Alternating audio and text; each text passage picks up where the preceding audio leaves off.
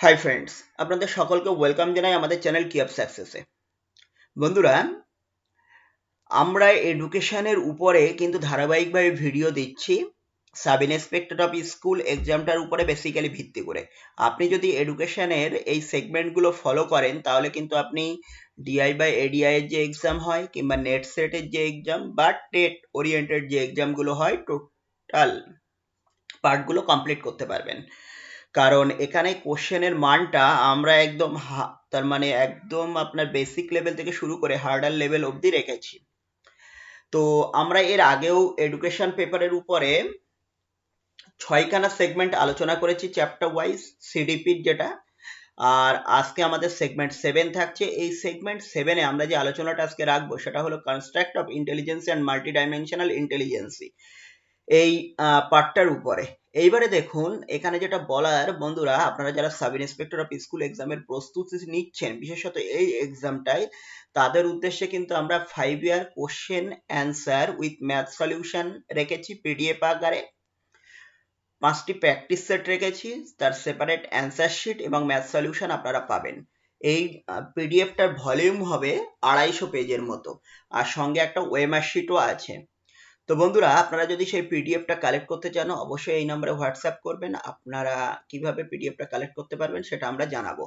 এখানে আরেকটা কথা বলে রাখা ভালো, আপনারা এই পিডিএফটা যদি পড়েন বা পিডিএফটা যদি ধারাবাহিকভাবে প্র্যাকটিস করেন তাহলে কিন্তু আপনারা 2018, 2014 বা 15, 2011, 2009 এবং 2004 সালে কি কোশ্চেন এসেছিল টোটাল কোশ্চেনটা পেয়ে যাবেন এবং তার অ্যান্সার পাবেন, ম্যাথ সলিউশন পাবেন।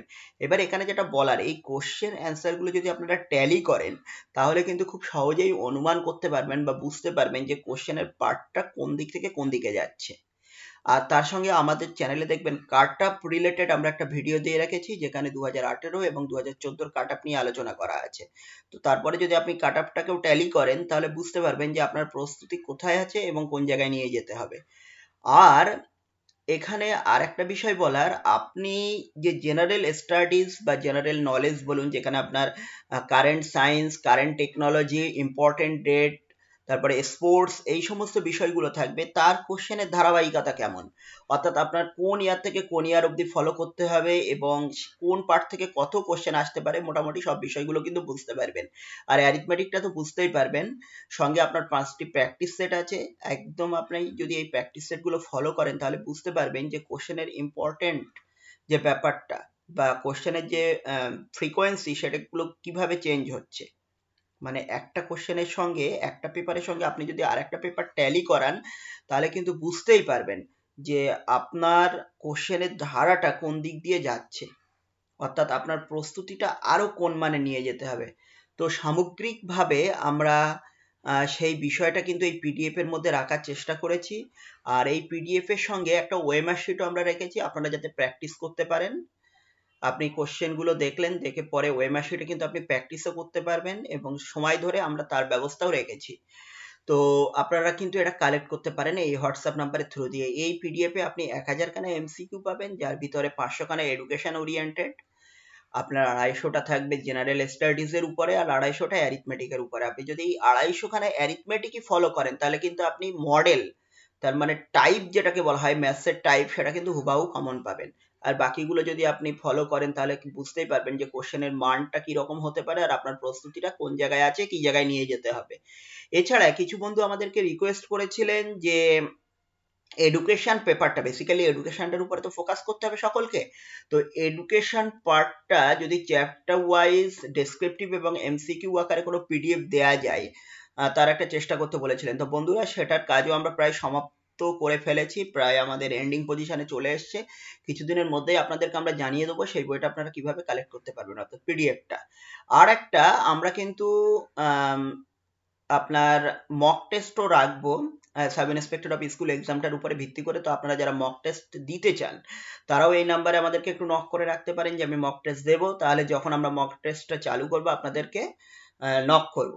আরেকটা বিষয় বন্ধুরা এখানে যেটা বলার, দেখুন এই সাব ইন্সপেক্টর অফ স্কুল এক্সামের ক্ষেত্রে ডব্লিউবিপিএসসি যেটা করে, এই যাবৎকাল যেটা দেখা গেছে যে নোটিফিকেশনের 3 থেকে 4 মাসের মধ্যে এক্সাম নিয়ে যায়, এরকম দেখা গেছে যে 2 মাসের মধ্যেও এক্সাম নিয়েছে। সুতরাং আপনি যে হ্যাভক টাইম পাবেন নোটিফিকেশনের পরে সেটা কিন্তু নয়। সুতরাং আপনার প্রস্তুতিটা আগে থেকে নিয়ে রাখতে হবে, সেই বিষয়টা কিন্তু সকলকেই মাথায় রাখা দরকার। তো চলুন আজ আমাদের সেগমেন্টের যে আলোচনা, সেই আলোচনাটা আমরা এখন দেখব। তো আমরা আমাদের ফার্স্ট কোশ্চেন যেটা আছে সেটা একটু দেখে নেই। দেখুন বন্ধুরা, আজ আমাদের আলোচনার 1 নাম্বার কোশ্চেন যেটা আছে সেটা হলো 5-year-old Mohan has mental age of 8, what is his IQ? অর্থাৎ আপনার আইকিউ এখানে কত, সেটা কিন্তু আমাদেরকে জানতে চেয়েছে। মোহনের এখন যেটা অরিজিনাল এজ সেটা হলো 5 ইয়ার্স, আর এর যেটা মেন্টাল এজ অর্থাৎ মানসিক যে বয়স সেটা কিন্তু 8 ইয়ার্স। তাহলে আমরা এটা কিভাবে বার করি? আপনারা সকলেই জানেন 8/5 ইন্টু 100 করতে হবে, তাহলে কিন্তু আমরা এই এজটা পেয়ে যাব। সেটা যদি আপনারা ক্যালকুলেট করেন তাহলে দেখবেন মোহনের আইকিউ যেটা আসবে সেটা হলো 160। মোহনের আইকিউ কত আসবে? 160। কেন এটা আমরা আরেকটু বিস্তারিত দেখে নিই।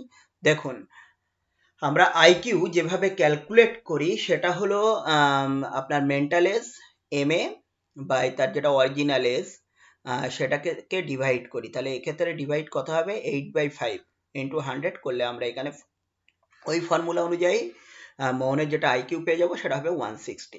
চলুন পরের কোশ্চেনটা দেখি। পরের কোশ্চেন যেটা আছে, the concept of intelligence quotient or IQ was developed by, মানে ইন্টেলিজেন্সি কোয়েশিয়েন্ট আপনার আইকিউ যে বিজ্ঞানী বা যে মনোবিদ ডেভেলপ করেছিলেন তার নাম কি? এখানে এতে দেখতে পাচ্ছেন বিনেট, বিতে টারম্যান, সিতে স্ট্র্যান আর সিতে গ্যালটন। তো আমাদের এখানে রাইট অ্যান্সার যেটা আপনারা অনেকেই জানেন সেটা হলো বিনেট। আমাদের রাইট অ্যান্সার কি থাকবে? বিনেট। তারপরে চলে আসুন 3 নাম্বার কোশ্চেন যেটা আছে, fluid intelligence of R B Cattell is equivalent to. Fluid ইন্টেলিজেন্সির কিন্তু বিভিন্ন ধরনের তত্ত্ব আছে, একমাত্রিক তত্ত্ব, দ্বিমাত্রিক তত্ত্ব, মাল্টিডাইমেনশনাল, তারপরে ফ্লুইড ইন্টেলিজেন্সি। তো এখানে যেটা কোশ্চেন সেটা হলো ফ্লুইড ইন্টেলিজেন্সি অফ আরবি cattle is equivalent two genetic factors, environment factors, তারপরে ইন্টেলেকচুয়াল ফ্যাক্টরস, সোশ্যাল ফ্যাক্টরস। মানে ফ্লুইড ইন্টেলিজেন্সির তেতে এখানে এই যে 4টে ফ্যাক্টরের নাম আছে তার ভিতরে কোন ফ্যাক্টরটা অর্থাৎ কোন উপাদানটা বেসিক ভূমিকা পালন করে, বিরাট একটা ভূমিকা পালন করে। এর যেটা রাইট অ্যান্সার আমরা পাবো সেটা হলো জেনেটিক ফ্যাক্টরস। কেন জেনেটিক ফ্যাক্টরস তার বিস্তারিত আমরা একটু দেখে নেব। দেখুন, fluid intelligence refers to the ability to reason and think flexibly. Crystallized intelligence refer to the accumulation of knowledge, facts and skill that are acquired throughout the life, যেটা একটা লাইফের মধ্য দিয়ে চলে। তারপরের কোশ্চেনটা আমরা দেখব 4 নাম্বার কোশ্চেন। 4 নাম্বার কোশ্চেনে কি বলা হচ্ছে, ইন্টেলিজেন্সি theory incorporates the mental process involved in intelligence, that is meta components, and the varied forms that intelligence can take, that is creative intelligence। এখানে স্পিয়ারম্যানের জি ফ্যাক্টর বলা আছে, তারপরে কি বলা হচ্ছে, স্টার্নবার্গস ট্রাইরিক থিওরি অফ ইন্টেলিজেন্সি, তারপরে savant theory of intelligence, Thurstone's primary mental abilities. তো আমাদের রাইট অ্যান্সার কি হবে সেটা আমাদের দেখতে হবে। দেখুন এক্ষেত্রে রাইট অ্যান্সার যেটা হবে সেটা হলো আপনার স্পিয়ারম্যানের স্ট্রানবার্গের যেটা আছে না, ট্রাইআর্চিক থিওরি অফ ইন্টেলিজেন্সি, এটা কিন্তু আমাদের রাইট অ্যান্সার। এবার কেন রাইট অ্যান্সার সেটাও আমরা দেখবো, তার জন্য আমাদের পরের পেজে দেখতে হবে। পরের পেজে দেখুন, Sternberg's triarchic theory of human intelligence subsums both Spearman's G-factor and underlying formulation of the process of components. His triarchic theory includes 3 factor of sub-theories. একটা হলো analytical, একটা হলো creative, আর একটা কি practical। আপনারা এই জায়গাটা আরো একটু বিস্তারিত পড়ে নেবেন পজ করে, তাহলে বিষয়টা আরো সুন্দরভাবে বুঝতে পারবেন। পরের কোশ্চেন আমাদের দেখুন, পরের কোশ্চেন যেটা 5 number, intelligence related to monitor the feeling and emotion of self is referred to linguistic intelligence, তারপরে ইন্টারপার্সোনাল ইন্টেলিজেন্সি, স্পেশাল ইন্টেলিজেন্সি, তারপরে হলো পার্সোনাল ইন্টেলিজেন্সি। তো এটা কোন পার্টের মধ্যে পড়বে সেটা আমাদের দেখতে হবে। চলুন আমরা রাইট অ্যান্সারটা দেখি কি। দেখুন বন্ধুরা, এখানে যেটা রাইট অ্যান্সার আমাদের থাকবে সেটা হলো ইন্টারপার্সোনাল ইন্টেলিজেন্সি। ইন্টারপার্সোনাল ইন্টেলিজেন্সি। এবার কেন এটা রাইট অ্যান্সার সে বিষয়টাও আমাদের একটু দেখতে হবে, তার জন্য আমরা পরের পেজে যাব। দেখুন, the the word interpersonal means within the self. So interpersonal intelligence is another term for self awareness or introspection. It's part of psychologist Howard Gender's theory of multiple intelligence. People who have high interpersonal intelligence are aware of their emotion, motivation, belief and goals. তাহলে যাদের বেশি করে আপনার কি হবে, interpersonal ইন্টেলিজেন্সই থাকবে, তারা কিন্তু ইমোশন, মোটিভেশন, বিলিফস, গোলস এইগুলো সম্পর্কে কি হবে, খুব সচেতন থাকবে। তার জন্য intelligence related to monitor the feeling, অর্থাৎ আপনার যে ইমোশন বা ফিলিংস তাকে যেটা মনিটর করবে, আপনার ইমোশনটাকে যেটা মনিটরিং করবে, সেটাকে আমরা কি বলবো, সেই ধরনের যে ইন্টেলিজেন্সি সেটাকে ইন্টারপার্সোনাল ইন্টেলিজেন্সি বলবো। তার জন্য আমরা অ্যান্সারটা এটা পেলাম। চলুন আমরা পরের কোশ্চেনটা দেখি। পরের কোশ্চেনের অ্যান্সারটা কি হবে সেটাও আমাদের দেখতে হবে। 6 number question, which one of the following is not the characteristics of creativity?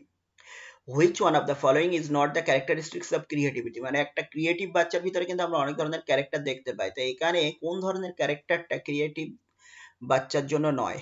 এ নাম্বারে যেটা আছে সেটা হলো ফ্লেক্সিবিলিটি, বিতে আছে অরিজিনালিটি, সিতে আছে ইলাবোরেশন, আর ডিতে কি আছে, ডিতে আছে কনসিস্টেন্স। তো আমাদের রাইট অ্যান্সার যেটা হবে সেটা আমাদের দেখে নিতে হবে। এখানে রাইট অ্যান্সার হবে D, consistence. Consistence is not the characteristics of creativity. এটা কিন্তু ক্রিয়েটিভিটির কোনো ক্যারেক্টারিস্টিক্স এর মধ্যে পড়ে না। চলুন পরের কোশ্চেনটা আমরা দেখবো। 7 নাম্বার কোশ্চেন যেটা আছে, 7 নাম্বার কোশ্চেনে কি বলা হচ্ছে, in context of theory of multiple ইন্টেলিজেন্সি which one of the following ইন্টেলিজেন্সি is required for an air force pilot in context of theory of multiple ইন্টেলিজেন্সি। আপনার যে মাল্টিপল ইন্টেলিজেন্সির থিওরিটা আছে, which one of the following intelligence is required for an air force pilot, এক্ষেত্রে air force পাইলটের ক্ষেত্রে কোন ধরনের ইন্টেলিজেন্সিটা খুব জরুরি? একটা হলো ইন্টারপার্সোনাল, তারপরে কি দিচ্ছে ল্যাঙ্গুইস্টিক, তারপরে হলো আপনার কাইনেস্টিক, তারপরে আবার দিচ্ছে ইন্টারপার্সোনাল ডিতে। এটা যাই হোক মনে হচ্ছে ইন্ট্রাপার্সোনাল, এটা মনে হচ্ছে রিপিট হয়েছে। তো এখানে আমাদের রাইট অ্যান্সার কি সেটা দেখতে হবে। দেখুন বন্ধুরা, এখানে আপনারা নিজেরাও বুঝতে পারছেন এক্ষেত্রে রাইট অ্যান্সারটা কি হবে। এক্ষেত্রে রাইট অ্যান্সার যেটা হবে সেটা হলো আপনার সি, কাইনেস্টিক থিওরি। কেন এটা রাইট অ্যান্সার সেটা আমরা একটু দেখে নিই। দেখুন এখানে the core elements of bodily kinesthetic intelligence are control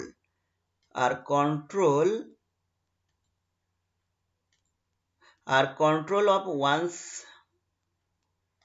controls of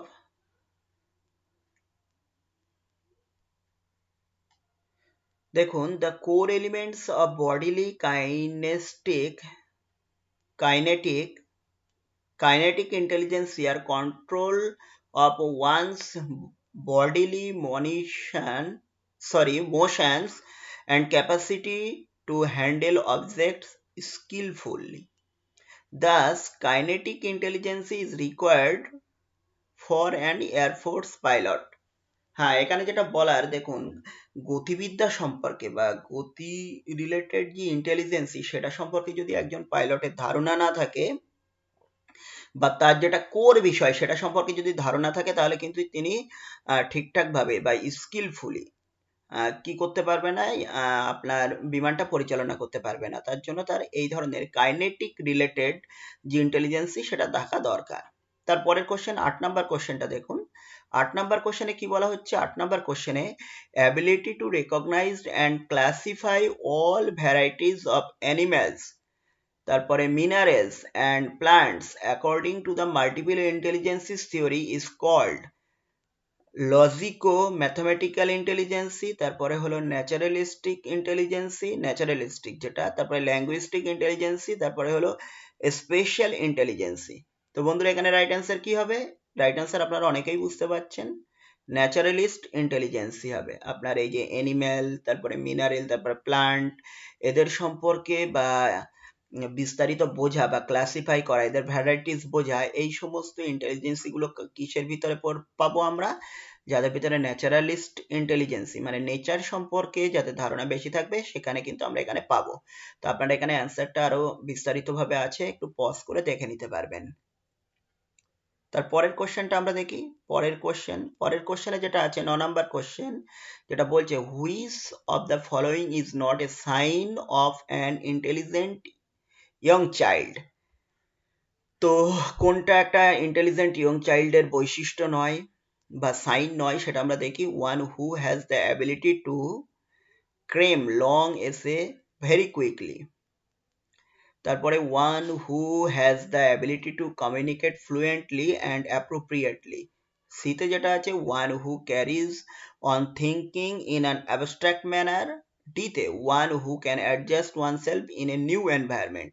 তা কোনটি, এই চারটি যে ক্যারেক্টার আছে বা বৈশিষ্ট্য বলা আছে, এর ভিতরে কোনটা একটা ইন্টেলিজেন্ট ইয়ং চাইল্ডের বৈশিষ্ট্য নয়, সেই জিনিসটা আমাদের জানতে হবে। তো বন্ধুরা, এখানে যেটা রাইট অ্যান্সার হবে সেটা হলো A, one who has ability to cram a long essay very quickly. তো বন্ধুরা, আজকে আমাদের সেগমেন্টে যে বিষয়গুলো আলোচনা ছিল সেগুলো আমরা কমপ্লিট করলাম। এরপরেও আপনাদের যদি কোনো কিছু আরো বিস্তারিত জানার থাকে বা কোশ্চেন থাকে, অবশ্যই আমাদের কমেন্ট সেকশনে এসে জানাবেন, আমরা তার অ্যান্সার দেওয়ার চেষ্টা করব। সবাই ভালো থাকবেন, সুস্থ থাকবেন, সকলকেই ধন্যবাদ।